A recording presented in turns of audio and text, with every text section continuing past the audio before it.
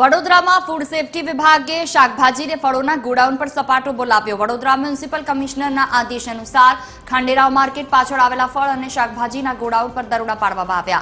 મહત્વનું છે કે ઉનાળામાં રોગચાળાને અંકુશમાં રાખવા માટે ફૂડ એન્ડ સેફટી વિભાગે કાર્યવાહી કરતા 25 જેટલી દુકાનોમાં તપાસ કરી હતી। 45,000 રૂપિયાનો દંડ વસૂલ્યો હતો તો સાથે જ કોર્પોરેશને 8 દુકાનોને સીલ કરીને દંડ ફટકાર્યો છે। સાથે ફળ પકાવવા માટે કેલ્શિયમ કાર્બાઇડનો ઉપયોગ ન કરવા માટે પણ કડક સૂચના અપાઈ છે। आज म्युनिसिपल कमिशनर साहेबना आदेश थ्रू अमे खंडेराव मार्केटनी पाछळनो जे विस्तार है आयुर्वेद शहरों सिद्धनाथ रोड त्यां जे फ्रूट अने शाकभाजीनी जे वखारोनी दुकानों आवेल छे त्यां अमे चेकिंग हाथ धरेल छे अने तेमने त्यां food safety and standard act अंतर्गत रजिस्ट्रेशन लायसन्स है कि केम तेनी कार्यवाही हाथ धरेल छे अने केल्शियम कार्बाइडनो उपयोग जे थाय छे अने तेनुं पण चेकिंग हाथ धरेल छे।